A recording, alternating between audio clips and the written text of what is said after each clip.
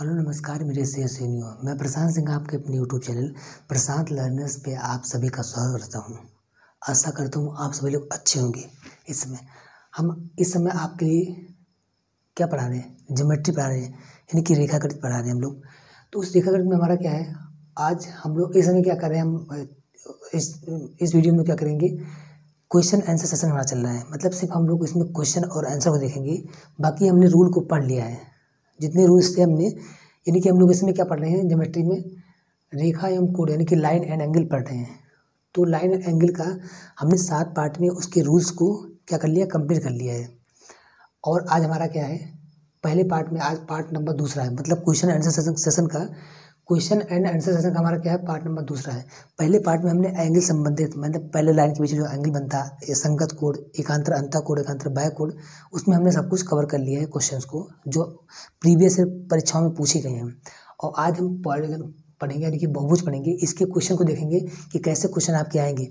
इन सब टेबल में आपके समझ लो 100-200 क्वेश्चन भरे हैं इसमें। मैं आपको बताऊँ क्वेश्चन कैसे आते हैं, आपको सिर्फ क्वेश्चन की प्रैक्टिस करना है। सब कुछ इसे बताएंगे क्वेश्चन कैसे लगाया जाएगा, तो इस वीडियो में सब कुछ बताऊंगा।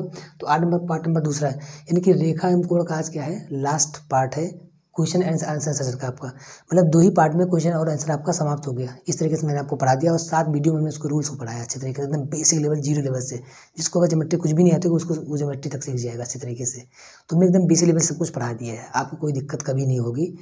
तो अगर आप लोग चैनल पर नए हैं तो जाके चैनल को सब्सक्राइब कर लें, और साथ ही साथ बेल आइकन बगल में दबाओ, घंटी बनी होगी उसको जरूर दबा दें, ताकि आपको हर वीडियो को नोटिफिकेशन मिलता रहे और आप हर परीक्षा की खोपड़ी में छेद कर ले जाएं।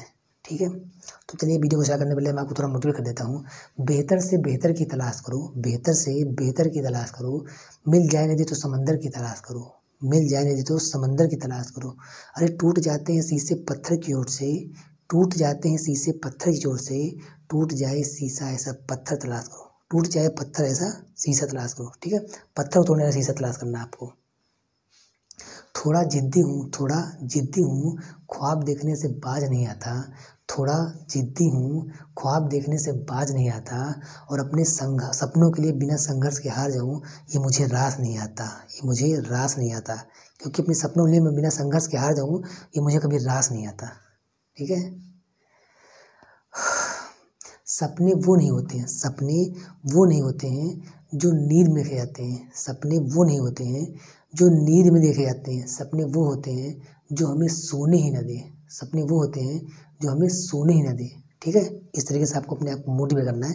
अब देखते हैं हम लोग इस पार्ट में कैसे कंफर्म करेंगे। तो आज हमारा क्या है, क्वेश्चन एंड आंसर सेशन का पार्ट क्या है, दूसरा है। इस समय हम ज्योमेट्री पढ़ रहे हैं। ज्योमेट्री का हमारा टॉपिक क्या है, रेखा एवं कोण यानी कि line and angle part topic है। तो हमारा क्वेश्चन एंड सेशन का पार्ट नंबर दूसरा है।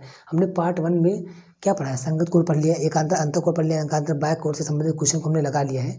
तो आप अगर आप लोग नए हैं तो जाके चैनल को सब्सक्राइब करके जाकर उन सब वीडियोस को देखिए और अपने पूरे कॉन्सेप्ट को क्लियर करिए, ताकि आप हर परीक्षा खोपड़ी में छेद कर ले जाएं। बस हमारा यही लक्ष्य है एकमात्र। अब देखिए ध्यान से आप लोग, हमारे लोग क्या पढ़ेंगे, हम लोग क्वेश्चन सेशन में क्या पढ़ेंगे, बहुभुज यानी कि पॉलीगन से संबंधित जो भी क्वेश्चन बनते हैं सब कुछ इसमें हम कवर कर लेंगे। यानी कि विकर्णों की संख्या बताना, कुल अंतः कोणों की योग बताना बहुभुज की, समभुज के प्रत्येक अंतः कोण का मान बताना, प्रत्येक बाह्य कोण का मान बताना, सब कुछ इस टेबल के माध्यम से मैं आपको कंफर्म कर दूंगा। मैं इसको इसलिए लिख दिया हूँ ताकि आपका टाइम वेस्ट ना हो, हर तरीके से आप क्वेश्चन को सीख जाएं। प्रैक्टिस तो आप कर ही लेंगे, इन सब चीज़ों को समझ जाएंगे। तो देखिए आंसर हम लोग कैसे करते हैं। हमने आप बताया था कि अगर आपके पास n भुजाओं वाले, n भुजा मतलब होगा कि n भुजा मतलब क्या होगा, उसमें 3 भुजा हो सकती है, 4 भुजा हो सकती है, इसलिए हम कहते हैं उसको n भुजा। अब 3 भुजा होगी या 4 भुजा होगी या 5 भुजा होगी या 6 भुजा होगी या 7 भुजा होगी या फिर 8 भुजा आपकी होगी या 9 होगी या फिर 10 भुजा होगी। तो n का स्थान पर क्या हो जाएगा, 3 4 5 6 7 8 9 10। अगर 5 है तो 5 भुजा वाली बहुभुज मतलब पंचभुज कहते हैं, 6 भुजा मतलब षटभुज कहते हैं। ठीक है, इस तरीके से। तो n के स्थान पे क्या होगा आपका, 3 से स्टार्ट होगा, 3 4 5 6 7 8 9 10 11 12 50 60 200 300 500 कुछ भी हो सकता है आपके n के स्थान पे, इसलिए हम वहाँ पे n लिखते हैं। तो कह रहा है n भुजाओं वाले बहुभुज, बहुभुज यानी कि पॉलीगन। अगर बहुभुज आपसे कहेगा तो हम लोग बहुभुज में से क्या निकाल पाएंगे, कुल अंतः कोणों का योग निकाल पाएंगे। क्या निकालेंगे, कुल अंतः कोणों का योग निकाल पाएंगे। यानी कि किसी बहुभुज के अगर अंतः कोणों का योग अंतः कोण निकालना होगा तो हम लोग सिर्फ उसके पूरे कोण का योग निकाल पाएंगे। देखने से क्या है, अगर हमारे पास बहुभुज है, बहुभुज मतलब क्या होगा, त्रिभुज भी क्या है, बहुभुज है। हम कहें कि अगर ये बहुभुज है तो इसके हम लोग क्या निकाल पाएंगे, इसका कुल अंतः कोणों का योग निकाल पाएंगे। मतलब कुल अंतः कोण मतलब क्या होगा, जितने एंगल होंगे उनका हम लोग कितना सिर्फ योग निकाल पाएंगे बस, और प्रत्येक कोण नहीं निकाल पाएंगे। ठीक है, तो एंगल आपका 1, एंगल 2, एंगल 3 आपका सी हो जाएगा आपका। तो अगर पूछे त्रिभुज में कुल अंतःकोणों का योग कितना होता है, तो आपको पता है 180 अंश होता है। हमारा फार्मूला क्या होता है, यानी कि किसी बहुभुज के कुल अंतःकोणों का योग का फार्मूला क्या होता है, n-2 इंटू 180 डिग्री होता है आपका। अब कह रहा है कि त्रिभुज में कुल अंतःकोणों का योग कितना होता है। त्रिभुज भी एक क्या है, बहुभुज। यहाँ कहेगा 3 भुजाओं वाले बहुभुज के कुल अंतःकोणों का योग कितना होगा। क्या क्वेश्चन पूछेगा, 3 भुजाओं वाले बहुभुज में कुल अंतःकोणों का योग कितना होगा। तो 3 भुजा में क्या होता है भैया, त्रिभुज। तो रखो यहाँ पर आके 3 - 2 इंटू 180 हो जाएगा। तो 3 - 2 कितना हो जाएगा आपका, 1 इंटू 180 कितना होता है, 180 होता है। तो कितना होगा, यानी कि 3 भुजाओं वाला जो आपका फिगर बनेगा उसको हम लोग क्या कहते हैं, त्रिभुज कहते हैं। तो 3 भुजाओं वाले बहुभुज के कुल अंतःकोणों का योग कितना आ गया भैया, 180 डिग्री आ गया। ऐसे क्वेश्चन पूछिएगा आपसे। अगर 3 भुजा और क्या कहेगा तो मतलब क्या बनता है, त्रिभुज बनता है। अगर कहेगा 4 भुजा तो मतलब क्या बनता है, चतुर्भुज बनता है। अगर कहेगा 5 भुजा तो क्या बनता है, पंचभुज बनता है, यानी कि पेंटागन बनता है। ठीक है। अगर कहेगा 6 भुजा यानी कि षटभुज, उसको हम लोग बोलते हैं हेक्सागोन, यानी कि 6 भुजा उसमें होती है। अगर कहेगा सप्तभुज यानी कि हेप्टागोन, इसमें कितनी भुजा होती है, 7 भुजा होती हैं। ठीक है। और अगर क्वेश्चन में कहेगा आपको अष्टभुज यानी कि ऑक्टागोन, तो इसमें कितनी होती है, 8 भुजाएं आपकी होती हैं। अगर क्वेश्चन में कहेगा 9 भुजाएं यानी कि नोनागोन, उसको हम लोग क्या कहते हैं, नवभुज कहते हैं। अगर क्वेश्चन में कहेगा आपका 10 भुज यानी कि डेकागोन, उसमें कितनी भुजाएं होती हैं, 10 भुजाएं होती हैं। इस तरीके से आपको इतनी चीज़ें आएंगी इसमें। तो अगर पूछें आपसे हम कि 4 भुजाओं वाले बहुभुज के कुल अंतःकोणों का योग कितना होगा, तो इनके स्थान पर क्या हो जाएगा, 4 - 2 इंटू 180 कितना आ जाएगा भैया, 360 डिग्री आपका आ जाएगा।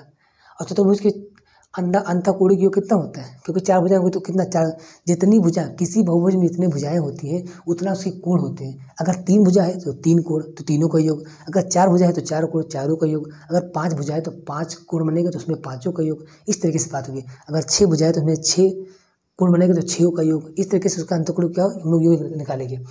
उसी मुझे 4 भुजाओं वाले बहुभुज के कुल अंतःकोण का योग कितना होगा, तो यहाँ 4 रखोगे, फिर 4 - 2 इंटू 180 कितना आएगा, 360 आपका आ जाएगा।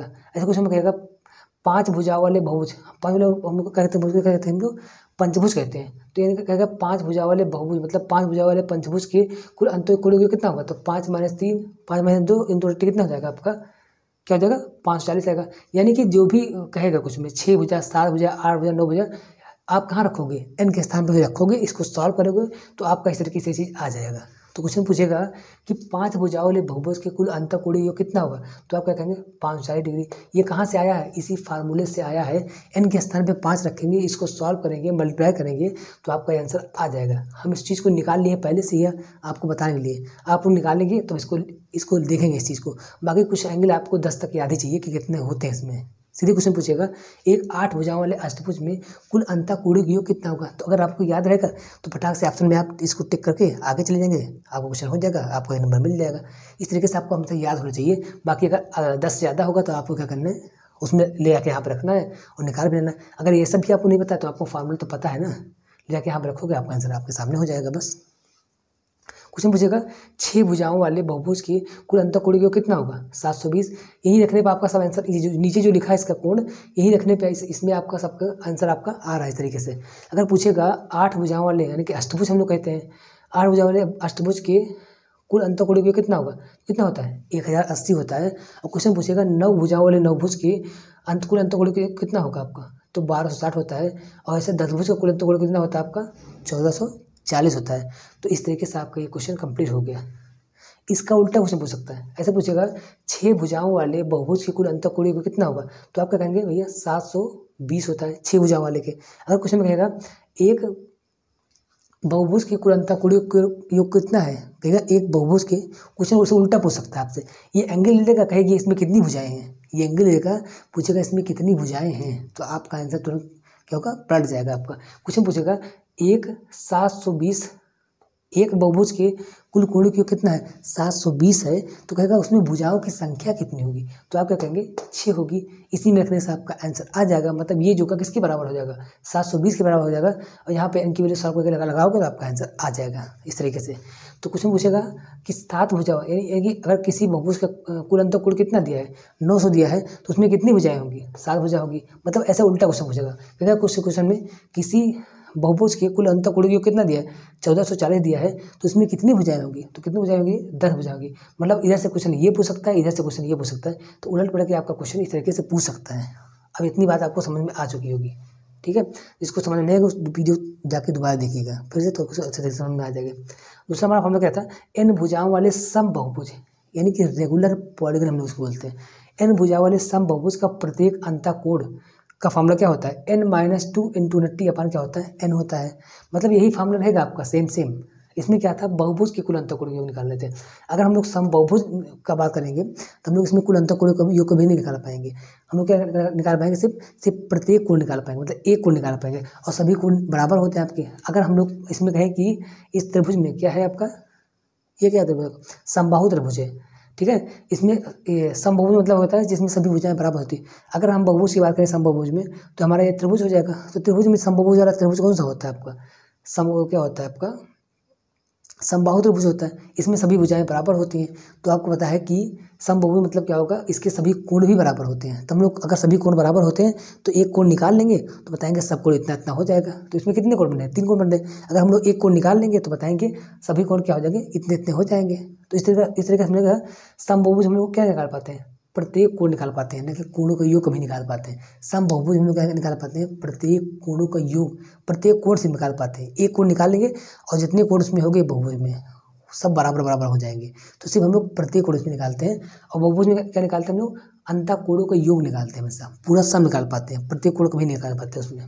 तो समभुज में हम लोग क्या निकाल पाते हैं, हमसे प्रत्येक कोण निकाल पाते हैं बस। उसका फॉर्मूला क्या होता है, फॉर्मूला आपको यही रहेगा। इसमें हम लोग क्या करते हैं, भुजाओं की संख्या से भाग कर देंगे, मतलब n से भाग कर देंगे, आपका आंसर आ जाएगा। क्वेश्चन आपका पूछ रहा है कि 3 भुजा वाला कौन सा था, त्रिभुज, मतलब यही 3 भुजा वाला त्रिभुज होगा, फिर चतुर्भुज होगा आपका, फिर पंचभुज, फिर क्या षटभुज, सप्तभुज मतलब 7 भुजा होगी, क्या हो जाएगा आपका अष्टभुज, इसका क्या होगा 9 भुज, इसका क्या होगा 10 भुज। इस तरीके से आपका ये त्रिभुज ये सब कुछ दिया गया है। ये क्या है, समबाहुभुज आपका है, ठीक है। तो इसमें पूछेगा इसके प्रत्येक अंतःकोण कितने होंगे, तो कहाँ रखोगे ले जाके आपका आंसर। क्वेश्चन पूछेगा एक 3 भुजाओं वाले समबाहुभुज का प्रत्येक अंतःकोण कितना होगा, तो कहाँ रखोगे, यहाँ पे रखोगे 3। तो 3 - 2 इंटू नट्टी अपान कितना होगा 3। तो 3 - 2 कितना होता है आपका 1 होता है।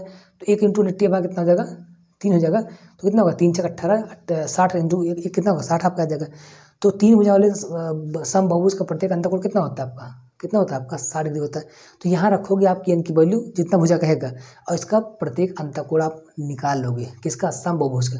अगर क्वेश्चन पूछेगा 4 भुजाओं वाले समबाहुभुज के प्रत्येक अंतःकोण का मान कितना होगा, तो यहाँ रखोगे 4 - 2 इंटू 4 अपान कितने होगा 80, 100 कितना आता है आपका 90 डिग्री का। यानी कि 4 भुजाओं वाले समबाहुभुज का प्रत्येक अंतःकोण कितना होता है 90 डिग्री आपका होता है। ऐसे कुछ पूछेगा 5 भुजाओं वाले, 5 भुजा क्या आता है आपका पंचभुज आता है, ठीक है। तो 5 भुजाओं वाले समबाहुभुज के प्रत्येक अंतःकोण का मान कितना होगा 108 डिग्री होगा। ऐसा पूछेगा 6 भुजाओं वाले समबाहुभुज के प्रत्येक अंतःकोण का मान कितना होगा 120 डिग्री होगा। ऐसे 7 में कितना होगा 128.57 होगा। 8 भुजाओं वाले मतलब कितने अष्टभुज में कितना होगा आपका 125 डिग्री होगा। प्रत्येक अंतःकोण निकाल रहे हैं सब हम, ठीक है।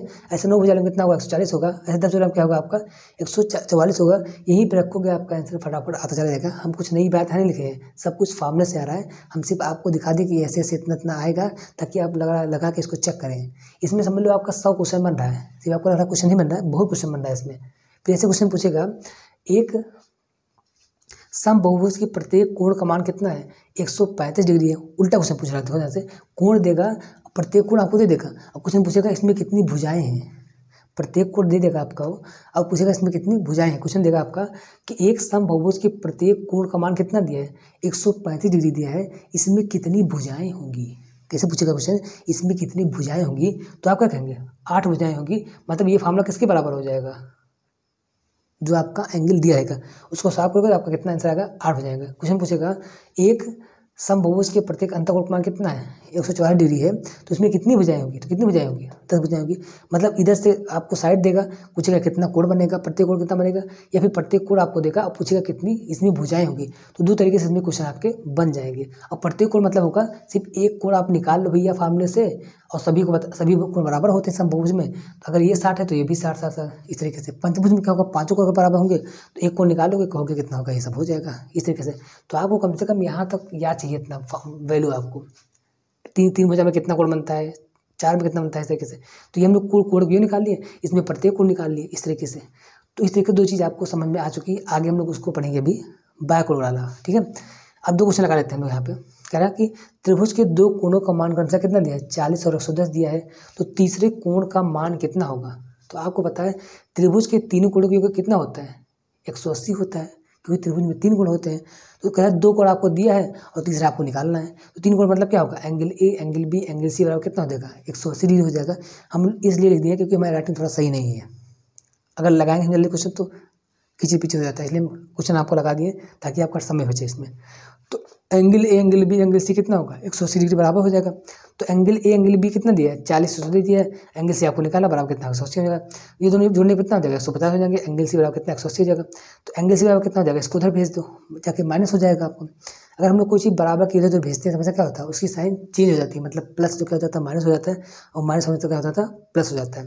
तो कितना होगा, 180 माइनस 150 कितना होगा, एंगल सी कितना आ गया, 30 आ गया। इसमें तीसरा कोण का मान कितना होगा, 30 डिग्री आ जाएगा इस तरीके से।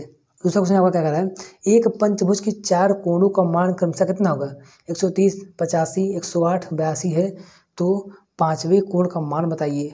ठीक है, तो आपको पता है पंचभुज के सभी कोणों का मान कितना होता है, पंचभुज देखो यहाँ से 540 होता है, मतलब सभी को जोड़ के किस बराबर कर दोगे, 540 बराबर कर दो, आपका आंसर हो जाएगा इस तरीके से। लेकिन आप इस फार्मूले में रख के भी काम चला सकते हो। ठीक है, मतलब इन सभी कोणों के योग बराबर कितना कर दोगे, यहाँ कर दोगे, यहाँ रखोगे 5 माइनस 2 इतना लगाओगे, तब 540 आपका आएगा, तब भी आपका आंसर आ जाएगा। तो अगर आपको याद रहेगा तो बहुत अच्छी बात रहेगी, आपका क्वेश्चन फटाफट हो जाएगा, आपका टाइम भी बच जाएगा औरों के पेक्षा। तो कितने कोण हो गए पंचभुज में, 5 कोण। एक किसी बहुभुज में जितनी भुजा होती है उतना उसमें क्या होता है, कोण होता है आपका। तो angle A, B, C, D, E कितना हो जाएगा, 540 के। तो ए की वैल्यू कितना दे, 130, 85, 108, 82 कितना, ई बराबर कितना 540, सबको जोड़ने कितना आ गया 405, और प्लस एंगल ई बराबर कितना 540। अगर हम लोग ई की वैल्यू निकालेंगे इसको हम लोग इधर भेज देंगे, इसको हम लोग कहाँ भेज देंगे, उधर भेज देंगे, जाकर उधर माइनस हो जाएगा। तो घटाने में कितना आ गया, 540 में कितना, 4 में कितना आपका कितना आ गया आपका 125 डिग्री आपका। तो इस तरीके से आपका ये क्वेश्चन हो जाएगा। अब हम पढ़ते हैं बाह्य कोण के बारे में। ठीक है, क्या पढ़ते हैं हम लोग बाह्य कोण के बारे में। क्वेश्चन आपका है कि n भुजाओं वाले बहुभुज के कुल बाह्य कोणों का योग कितना होता है, हमेशा 360 होता है। तो आपका इससे क्वेश्चन बनता ही नहीं पहली बात तो, क्योंकि ये कोई भी मतलब अगर हम लोग पूछें कि 5 भुजाओं मतलब 5 भुजाओं वाले बहुभुज की कुल बाह्य कोणों का योग कितना होगा, हमेशा क्या होगा 360 होगा। अगर 10 भुजाओं का तब भी क्या होगा 360 होगा, अगर 9 भुजाओं का तब भी क्या होगा 360 होगा। तो अगर n भुजा वाला कोई बहुभुज हमारे पास है, उसका क्या कहते हैं बाह्य कोण पूछे तो हमेशा कितना होता है 360 ही होता है, चाहे कितनी भुजा हो, चाहे 100 भुजा हो, चाहे 200 भुजा हो जाए, चाहे 300 भुजा हो, चाहे 5 भुजा हो, चाहे 10, 20 कुछ हो जाए आपका, तो हमेशा कितना आएगा 360 ही आता है। लेकिन अगर n भुजाओं वाले समबहुभुज की बात करें, क्या करें, रेगुलर पॉलीगन की बात करें, तो समबहुभुज हम लोग क्या निकाल पाते हैं, हमेशा प्रत्येक कोण निकाल पाते हैं। तो प्रत्येक बाह्य कोण का फार्मूला कितना होता है 360, तो आपका रहेगा ही, अपान हम लोग n कर देंगे। n मतलब क्या होगा, नंबर ऑफ साइड, भुजाओं की संख्या भाग कर देंगे। जैसे क्वेश्चन पूछे एक त्रिभुज क्या है, एक त्रिभुज मतलब एक 3 भुजाओं वाले समबहुभुज का प्रत्येक बाह्य कोण कितना होगा। तो फार्मूला क्या होता है 360 अपान में n। n मतलब क्या होगा, भुजाओं की संख्या होती है आपकी, n मतलब क्या होता है, भुजाओं की संख्या होती है आपकी। देखिए ध्यान से, तो कितना होगा, कह रहा कि 3 भुजा वाले समभुज के प्रत्येक बाह्य कोण कितना होगा, 360 अपान क्या होता है n होता है आपका। तो 360 अपान में कितना हो जाएगा, 3 कर दोगे तो कितना होगा आपका 120 आ जाएगा। या फिर क्वेश्चन पूछेगा एक क्या कहते हैं, एक बहुभुज का प्रत्येक बाह्य कोण कितना है 120 डिग्री है, तो उसमें भुजाओं की संख्या कितनी होगी, तो आपका आंसर क्या हो जाएगा 3 हो जाएगा। तो इधर से आपका क्वेश्चन ये मतलब भुजा देख के आपको उससे पूछेगा कि प्रत्येक बाह्य कोण इसका कितना होगा, या फिर प्रत्येक बाह्य कोण देख के आपसे क्वेश्चन पूछेगा इसमें कितनी भुजाएं होगी। तो 2 तरीके से आपका क्वेश्चन बन सकता है। ठीक है, देखिए ध्यान से, क्वेश्चन पूछेगा कि एक 4 भुजाओं वाले समबहुभुज का प्रत्येक बाह्य कोण कितना होता है, तो क्या रखोगे 360 में कितना कर दोगे 4 कर दोगे। मतलब आपको समझ लो जितना कहेगा जितनी भुजा कहेगा उसको हम लोग 360 में कितने भाग कर देंगे, आपका आंसर प्राप्त हो जाएगा। प्रत्येक कोण आप लोग निकाल पाओगे। समबहुभुज हम है तो हम लोग क्या निकाल पाएंगे, प्रत्येक कोण निकाल पाएंगे। ठीक है, प्रत्येक बाह्य कोण निकाल पाएंगे। तो अगर 4 भुजा है भैया तो कितना होगा 90 डिग्री हो जाएगा। ये रखना पड़ा था, n के लिए रखेंगे हम लोग तो ये आपका बड़ा आएगा। अगर पंचभुज है तो आपका कितना आएगा 72 डिग्री आएगा। अगर षटभुज है तो कितना आएगा 60 डिग्री आएगा। अगर सतभुज का कितना आएगा आपका 51.43 डिग्री आपका आ जाएगा। ठीक है, अगर अष्टभुज है तो क्या आ जाएगा आपका 45 डिग्री आ जाएगा। अगर नौभुज है तो कितना आएगा 40 डिग्री आएगा। सबको ले जाकर रखो, 9 से भाग करोगे कितना आएगा आपका 40 आ जाएगा। अगर 10 भुज क्या करोगे आपका यहाँ पे 10 से भाग करोगे कितना आएगा आपका 36 डिग्री आ जाएगा। क्वेश्चन में आपसे उल्टा क्वेश्चन पूछ सकता है। क्वेश्चन पूछेगा क्या, क्वेश्चन पूछेगा एक षटभुज मतलब जिसमें 6 भुजाएं होती हैं, एक षटभुज एक हमारे पास एक 6 भुजा वाला षटभुज है, तो इसका प्रत्येक समबहुभुज है, इसका प्रत्येक बाह्य कोण कितना होगा। तो क्या करोगे आप 360 अपान में कितना 6 से भाग कर दोगे, आपका कितना हो जाएगा प्रत्येक बाह्य कोण कितना होगा 60 डिग्री आ जाएगा। क्वेश्चन पूछेगा एक 8 भुजाओं वाला समबहुभुज के प्रत्येक बाह्य कोण का मान कितना होगा। एक 8 भुजाओं वाले समबहुभुज के प्रत्येक बाह्य कोण का मान कितना होगा। तो कुछ नहीं करना है, 360 को 8 से भाग कर देना है। तो जितनी भुजाएं रहेगी उसको हम क्या करते हैं 360 में भाग कर देते हैं, तो जो आंसर मिलेगा वही उसका प्रत्येक बाय कोण कहलाता है, यानी कि प्रत्येक एक्सटीरियर एंगल कहलाता है। तो 8 भुजाएं कितना होगा भैया 45 डिग्री होगा। क्वेश्चन पूछेगा, उल्टा क्वेश्चन पूछते हैं, अब कहेगा एक समबाहुभुज के प्रत्येक बाह्य कोण का मान कितना है, 40 डिग्री है। क्या है, 40 डिग्री है। तो उसमें भुजाओं की संख्या कितनी होगी, तो आप क्या कहेंगे 9 भुजा होगी। इसमें कितनी भुजा होगी, 9 भुजा होगी। तो आपको प्रत्येक बाह्य कोण देगा, पूछेगा इसमें कितनी भुजाएं होंगी, तो हर तरीके से आप क्वेश्चन को लगा ले जाएंगे। अगर आपको भुजाएं देगा तो आपको 360 में भाग करना है उस भुजा से, आपको आंसर मिल जाएगा। लेकिन आपको अगर क्या दिया है, कोण दिया है, तो ये क्या होगा, इस फार्मूले को चीज़ बराबर हो जाएगा। मतलब कहेगा अगर किसी समबाहुभुज का प्रत्येक बाह्य कोण कितना दिया गया है, 60 डिग्री आपका दिया गया है, तो क्या, तो ये फार्मूला जो होगा, मतलब ये जो होगा आपका, ये फार्मूला किसके बराबर होगा, इसके बराबर होगा। और यहाँ से आप n की वैल्यू निकाल ले जाएंगे भाग करके, ठीक है। तो कोई कुछ नहीं करना आपको, तो क्या करना आपको 360, अगर पूछेगा किसी समबाहुभुज के प्रत्येक बाह्य कोण का मान कितना है, 72 डिग्री दिया है, तो उसमें भुजाओं की संख्या कितनी होगी, तो कुछ नहीं करना आपको, इसी 360 का क्या करना है, इसी 72 से भाग कर देना है, तो आपको भुजाओं की संख्या प्राप्त हो जाएगी इस तरीके से। तो उल्टा सीधा आपसे क्वेश्चन कुछ भी कर सकता है। हम आपको क्वेश्चन देंगे तो आगे करना आप लोग, लेकिन इस चीज़ को खूब प्रैक्टिस करना आप फटाफट। भुजाओं की संख्या देगा तो कोण पूछेगा, कोण देकर भुजाओं की संख्या पूछेगा, इस तरीके से। अब हम पढ़ते हैं, इस तरीके से आपको ये क्वेश्चन सब कुछ अच्छे तरीके से समझ में आएगा, और हर चीज़ आपको डरना कभी नहीं है, क्योंकि आपको जो डराता है समझ लो वही आपको डरा ले जाता है, क्योंकि आपको डरना खुद भी नहीं है पहली बात तो, ठीक है। निंदा करने वाले के डर से, निंदा करने वाले के डर से अपने लक्ष्य को मत बदलो, निंदा करने वाले के डर से अपने लक्ष्य को मत बदलो, क्योंकि लक्ष्य मिलते ही निंदा करने वालों की राय बदल जाती है, क्योंकि लक्ष्य मिलते ही निंदा करने वालों की राय बदल जाती है। मतलब उनकी बातें तुरंत पलट जाती हैं। जो कहते थे तुमसे नहीं हो पाएगा, तुम कुछ नहीं कर सकते हो, वो जानते हो क्या कहते हैं, हमें पता तो तुमको कर लोगे, हमें पता तुम करने के लिए बने ही हो, तुमसे ऐसे बात करेंगे वो। तो इसलिए आप लोग को उनसे डरिए मत, उनसे कभी घबराइए मत, अपने लक्ष्य को पलटिए मत कभी भी। सिर्फ उनके बातों को तुरंत पलट जाते हैं फटाक से, ठीक है। उनकी बात को ध्यान मत दो, सिर्फ अपना काम करो बस। हर तरीके से सही तरीके करोगे आपका हर तरीके से भलाई होगा हमेशा, ठीक है। और वीडियो को शेयर करिए, वीडियो को लाइक जरूर करिएगा। चलिए अब देखते हैं, हमने विकर्णों की संख्या निकालने का फार्मूला बताया था आपको, कि अगर किसी पंचभुज है तो उसमें कितनी विकर्ण होंगे, षडभुज है तो उसमें कितनी विकर्ण होंगे, कोई 20 भुजाओं वाला बहुभुज है उसमें कितनी विकर्ण होंगे, कोई 100 भुजा वाला बहुभुज है उसमें कितनी विकर्ण होंगे, कोई 200 भुजा वाला बहुभुज है उसमें कितने विकर्ण होंगे। तो हम विकर्ण खींचते खींचते क्या होगी, हमारी पेन टूट जाएगी, हम कभी विकर्ण निकाल नहीं पाएंगे। ये हमारे पास एक फार्मूला है, जादू वाला फार्मूला। इस जादू फार्मूला हम क्या करते हैं, इसमें रखेंगे n की वैल्यू और फटाक से क्या कर देंगे, उसका डायगोनल है कि विकर्ण निकाल लेंगे। हमने बताया था विकर्ण मतलब क्या होगा, एक वर्टेक्स से दूसरे वर्टेक्स में मिलाने जो रेखा होती है उसको क्या कहते हैं, विकर्ण यानी कि डायगोनल कहते हैं। मतलब एक वर्टेक्स से, वर्टेक्स मतलब होता है, हिंदी में नहीं याद आ रहा है हमें क्या होता है, एक वर्टेक्स मतलब जहाँ पे दो भुजाएं मिलती हैं। जैसे क्वेश्चन पूछिए कि ये क्या होगा, अगर पूछे विकर्ण क्या होगा, तो इसको बोलते हैं वर्टेक्स, जहाँ पे दो भुजाएं जाके मिलती है उसको हम लोग क्या कहते हैं, हाँ वर्टेक्स मतलब शीर्ष बोलते हैं हिंदी में। अगर जहाँ पे दो भुजाएं मिलती हैं, मतलब जहाँ पे ये भुजा जाके, ये भुजा और ये भुजा जाके मिल रही है, उसको हम लोग क्या कहते हैं, शीर्ष यानी कि वर्टेक्स कहते हैं। तो जहाँ पे दो भुजाएं मिलती हैं उसको हम लोग क्या बोलते हैं, शीर्ष बोलते हैं। और यहाँ पे दो भुजाएं मिल रही नहीं आपको, इसको हम लोग क्या कहते हैं, शीर्ष बोलते हैं। तो अगर हम लोग एक शीर्ष को दूसरे शीर्ष से मिला देते हैं तो इसको हम लोग क्या कहते हैं, विकर्ण यानी कि डायगोनल कहते हैं। तो ये आपका डायगोनल होता है। अगर पूछे चतुर्भुज में कितने डायगोनल होंगे आपके, तो क्या कहोगे सर, 1 2, इसमें तो आप खींच लेंगे। अगर पूछे कोई हमारे पास 10 भुज है तो उसमें कितने विकर्ण होंगे, तो आप नहीं खींच पाएंगे, पगला जाएगा, उसमें निकाल नहीं पाएंगे। तो आपको सिर्फ फार्मूले का सहारा लेना पड़ेगा फटाक से, ठीक है ध्यान से। हमने यहाँ पे बहुभुज में भुजाओं की संख्या रखा है, ठीक है, और आपको बताएं कितने विकर्ण होंगे निकाल लिया हमने। और कैसे निकाला है, इसी फार्मूले निकाला है। अगर हम आपसे क्वेश्चन पूछिए, एक चतुर्भुज, त्रिभुज में कोई विकर्ण नहीं बनता, त्रिभुज में कोई विकर्ण नहीं बनता, आप ध्यान दीजिए। क्वेश्चन आपसे पूछेगा एक त्रिभुज में कितने विकर्ण होते, तो आपका जवाब क्या होगा, 0। कितना होगा, 0, क्योंकि त्रिभुज में कोई विकर्ण बनते ही नहीं। देखो यहाँ से अगर हम लोग इस वर्टेक्स से यहाँ पे खींचे तो यहाँ पे कोई वर्टेक्स बन ही नहीं रहा, पहली बात तो। अगर यहाँ से यहाँ खींचते हैं, यहाँ कुछ बन ही नहीं रहा। अगर यहाँ से खींचते हैं, क्या यहाँ नहीं बन रहा है, मतलब एक वर्टेक्स उसको मिल रहा है लेकिन दूसरा वर्टेक्स नहीं मिल रहा है, इसलिए वो क्या है, वहाँ पे विकर्ण बनेगा ही नहीं, पहली बात तो त्रिभुज में अगर पूछे विकर्णों की संख्या कितनी होगी, तो आप क्या कहेंगे, 0 होता है हमेशा। त्रिभुज में विकर्णों की संख्या क्या होती है, 0 होती है आपकी। तो स्टार्टिंग कहाँ से होगा, चतुर्भुज से स्टार्ट होगा, 4 भुजाओं से। हमने बताया कि n की वैल्यू हमेशा क्या होगी, 3 से बड़ी होगी, 4 5 6 7 ये सब हो सकती है। तो अगर पूछिए एक 4 भुजाओं वाले, मतलब कहेगा कुछ में एक चतुर्भुज में कितने विकर्ण होंगे, तो आप क्या कहेंगे, 2। कैसे लगाओगे यहाँ पे, यहाँ को 4 4 - 3 अपान में 2, तो 4 इंटू 4 में कितना होगा 1 हो जाएगा, तो 4 अपन 2 कितना होगा 2 हो जाएगा आपका। यानी कि एक चतुर्भुज में कितने विकर्ण होंगे 2 विकर्ण होंगे, और एक पंचभुज में कितने विकर्ण होंगे 5 होंगे। ऐसे एक षटभुज में कितने विकर्ण होंगे 9 विकर्ण होंगे। ऐसे एक सतभुज में कितने विकर्ण होंगे आपके 14 विकर्ण होंगे। ऐसे एक अष्टभुज में कितने विकर्ण होंगे आपके 20 विकर्ण होंगे। और ऐसे एक नवभुज में कितने होंगे 27 विकर्ण होंगे। कैसे निकालोगे आप, यहाँ रखोगे, मतलब जो भुजाओं की संख्या रहेगी उसको यहाँ रखोगे n के स्थान पे, उसको सॉल्व करोगे, मल्टीप्लाई करोगे, तो आपका आंसर आ जाएगा अच्छे तरीके से। जब हम उसको निकाल के आपको लिख दिए, मतलब इस टॉपिक में हम लोग इसको इस तरीके से कवर किया ताकि आपका कम से कम 100-200 क्वेश्चन इसी से बन जाए अच्छे तरीके से।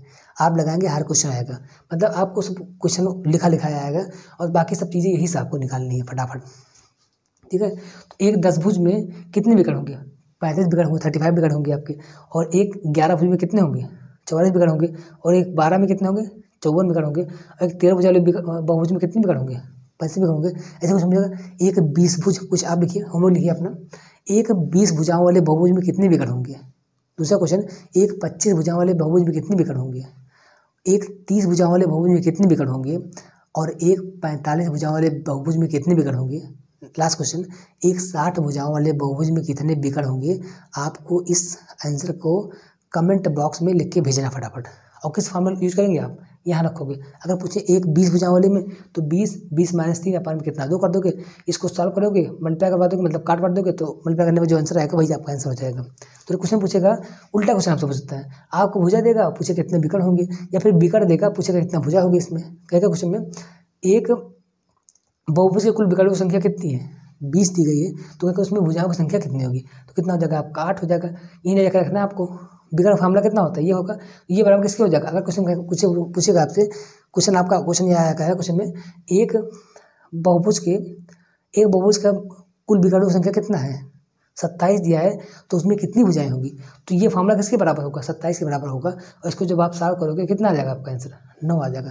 तो यानी कि विकर्ण भी देके आपसे पूछेगा भुजाएं कितनी है, या फिर भुजाएं देके आपसे विकर्ण पूछ सकता है। इस तरीके से आपका क्वेश्चन 2 तरीके से हो सकता है। तो बहुत क्वेश्चन निकल जाएगा यहाँ से। क्वेश्चन पूछेगा एक 54 विकर्णों वाले बहुभुज में कितनी भुजाएं होंगी, तो कितनी भुजाएं होंगी 12। यही सब कुछ आपका आ जाएगा अच्छे तरीके से। तो आपको जो हम लोग देश को लगाइए आप लोग, इस तरीके से आपका क्वेश्चन हो जाएगा।